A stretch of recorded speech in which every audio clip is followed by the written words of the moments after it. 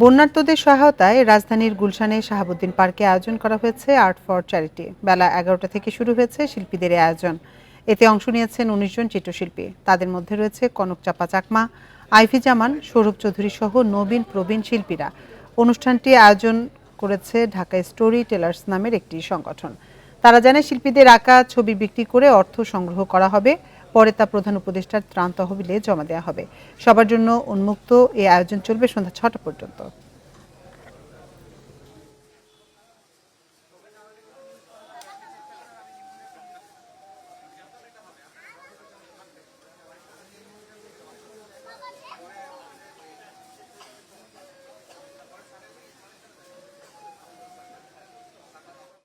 এ নিয়ে আলোচনাতে রাজধানীর গুলশানের শাহাবুদ্দিন পার্ক থেকে আমাদের সাথে যোগ দিচ্ছেন সহকর্মী বুদ্ধদেব কুণ্ড।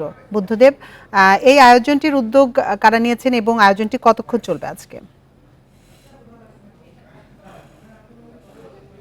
সকাল 11টা থেকে শুরু হয়ে সন্ধ্যা 6টা পর্যন্ত আয়োজন চলবে এবং এই আয়োজনে কিন্তু নবীন প্রবীণ 19 জন শিল্পী অংশ নিয়েছে এবং এর মধ্যে 21 পদকপ্রাপ্ত চিত্রশিল্পীও কিন্তু রয়েছে। আমি আপনাকে দেখাতে চাই, আসলে এখানে প্রতি শিল্পী একাধিক ছবি এঁকেছেন এবং সেগুলো কিন্তু বিক্রিও শুরু হয়ে গেছে। এখানে আমরা অনেককে দেখেছি যারা পরিবার নিয়ে এসেছে এবং তাদের ছোট্ট সোনামণিদের পছন্দে তারা ছবি কিনছেন এবং তাদের সবচেয়ে বড় যে বিষয়টা বলছেন যে এখানে বাংলাদেশের একটি অঞ্চলে বিপুল সংখ্যক মানুষ বন্যা কবলিত হয়েছে এবং তাদের কিন্তু আপনি জানেন যে পুনর্বাসন দরকার। এখন অনেকে ঘরবাড়ি হারিয়েছেন, গবাদি পশু হারিয়েছেন এবং অনেকে খাদ্য সংকটেও কিন্তু রয়েছে।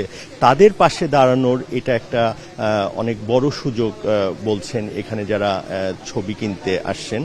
আর এখানকার চিত্রশিল্পী যারা রয়েছেন 19 জন এবং তারা কিন্তু বলছেন যে আসলে মানুষ হিসাবে বা বাংলাদেশের জনগণ হিসাবে তাদেরও এক ধরনের দায়বদ্ধতা রয়েছে এবং তারা সবসময় টাকার জন্য ছবি আঁকে, কিন্তু এই যে এখানে ছবি আঁকছে বন্যার্তদের পাশে দাঁড়ানোর জন্য, এটাকেও কিন্তু তারা অনেক বড় প্রাপ্তি মনে করছেন একজন শিল্পীর জন্য।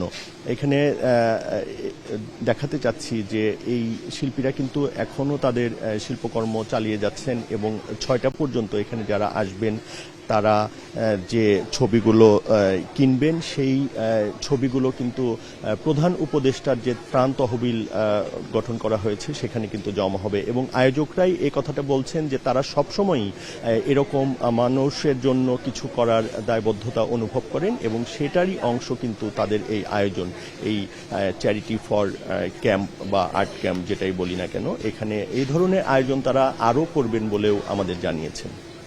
রাজধানী গুলশান থেকে জানাচ্ছিলেন সহকর্মী বুদ্ধদেব কুণ্ড।